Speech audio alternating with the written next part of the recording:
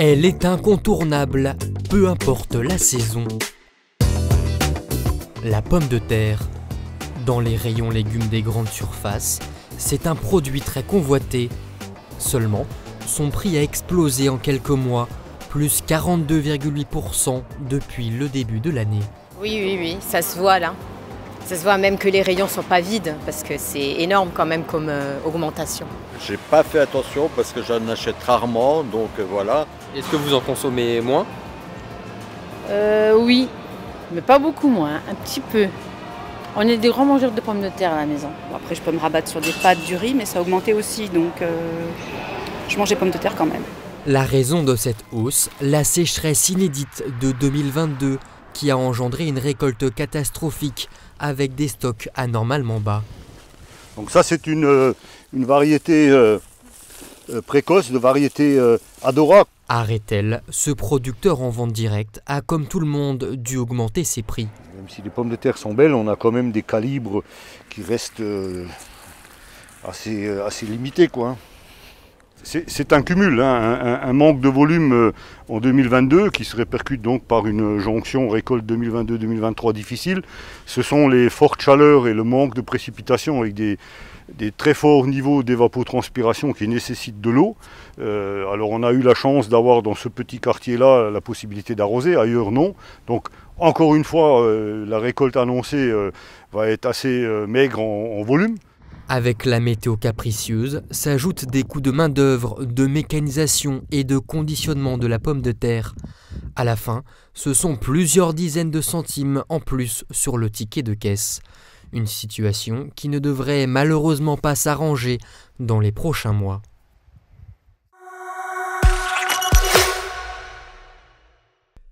Les consignes sont de plus en plus rares et pourtant elles continuent d'être demandées.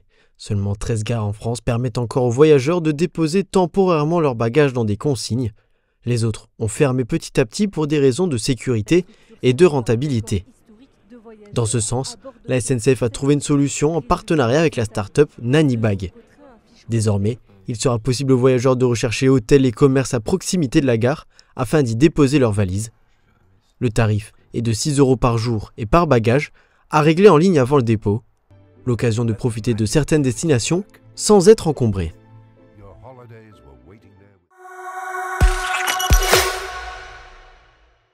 Le coup d'envoi de la saison 2023-2024 s'approche de plus en plus pour le FC Metz.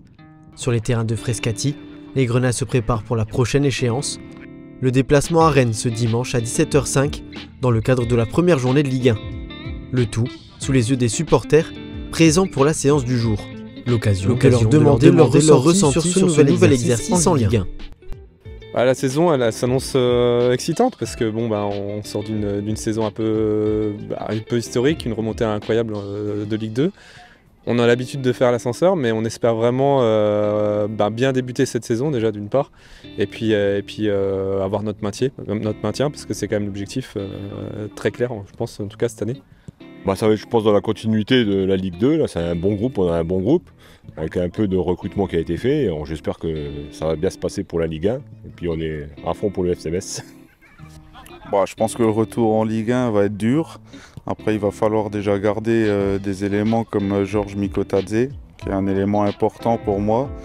Après, essayer de se renforcer encore. Et puis, le but de la saison va être surtout de faire de Saint-Symphorien une forteresse imprenable. Gagner tous les matchs à domicile, ça va être le plus important de la saison. Ils vont gagner, pas tous les matchs, mais ils vont gagner. Est-ce que tu penses que Metz va se maintenir en Ligue 1, il va rester en Ligue 1 cette année? Je pense, oui. L'engouement de la saison passée est encore présent du côté des supporters, 2 mois après la remontée, même si la mission maintien ne sera pas évidente. Du côté du club, il devrait encore y avoir du changement d'ici au coup d'envoi de Stade Rennais FC Metz. Comme l'officialisation de Benjamin Tété, 6e recrue du club, est déjà à l'entraînement.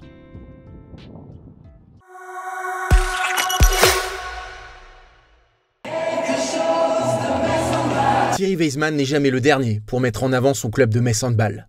Surtout quand il s'agit de la soirée de présentation de la nouvelle équipe. On se souvient de celle en 2021 avec les joueurs du FC Metz dans l'enceinte de Saint-Symphorien. Ou encore de celle de l'an dernier à la cathédrale de Metz. Une grande messe qui avait créé le buzz, presque malgré elle. Cela devrait être à nouveau le cas le 4 septembre prochain. Le président Messin et toute son équipe de communication marketing, autour de Grégory Muller, Sébastien Robert et Léa Guillou, invitent les supporters des Dragons à se retrouver au niveau du Temple Neuf pour une parade nautique sur la Moselle à partir de 18 h. Une nouvelle idée lumineuse, à condition que la météo soit de la partie.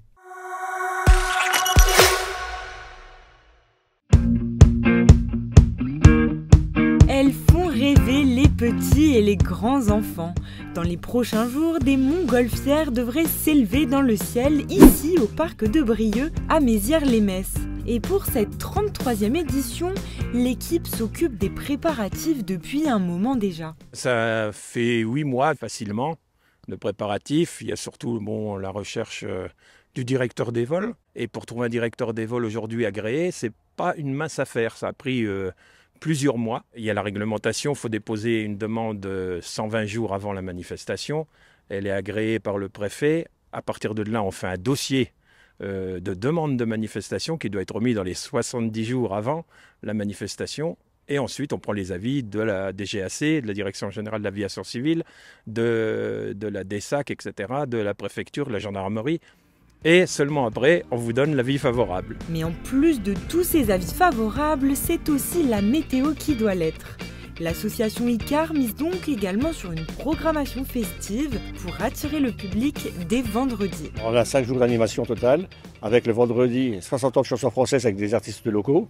Le samedi, on a les Osies des Vieilles Canailles.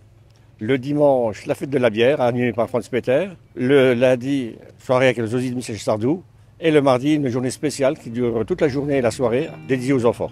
Installation des barrières de sécurité aux abords de la piste d'envol, mise en place des bancs et des chapiteaux. Aux côtés de Bernard, qui gère la programmation, une 50aine de bénévoles s'activent sur le site depuis le début de la semaine. Mais l'ampleur de l'événement nécessite aussi l'intervention de professionnels, notamment pour installer la scène. On a équipé en éclairage, on a des projecteurs automatiques, des projecteurs traditionnels qui vont nous permettre de faire de la face. On a du contre derrière moi qui est équipé pour faire du concert de bonne envergure. On a également un système de sonorisation pour reprendre l'ensemble du parc.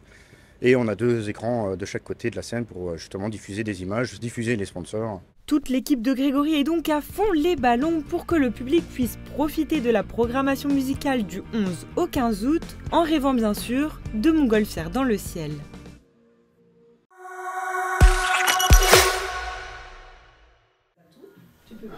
Les gestes sont précis et effectués avec assurance. Pourtant, Christiane, 67 ans, vient tout juste d'obtenir son CAP coiffure. Après une carrière dans la grande distribution, c'est au moment de prendre sa retraite qu'elle a saisi l'opportunité de réaliser son rêve de jeune fille, devenir coiffeuse.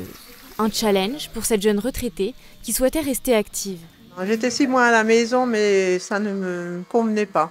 J'ai dit je reprends de l'activité et puis maintenant je vais aller dans une école à Strasbourg. Je partais avec ma fille pour chercher une école qui voudrait bien me prendre à mon âge. J'étais obligée d'apprendre la techno, la bio, toutes les techniques de la coiffure. Après, j'étais obligée de chercher un employeur pour 10 semaines de stage. Et c'est là que Christiane a frappé à la porte d'Audrey Barbie, qui a directement accepté cette stagiaire au profil peu habituel. Je me suis dit, de toute façon, c'est qu'un stage, on verra bien, ça n'engage en rien. Et il faut quand même laisser sa chance. En attendant, les jeunes ne se sont pas présentés. Christiane est venue, je me suis dit, allez, ça va changer. Et ça peut amener autre chose à l'équipe, justement, un équilibre. Après, il faut du temps. C'est pas pareil que les jeunes, ils mettent un peu plus de temps.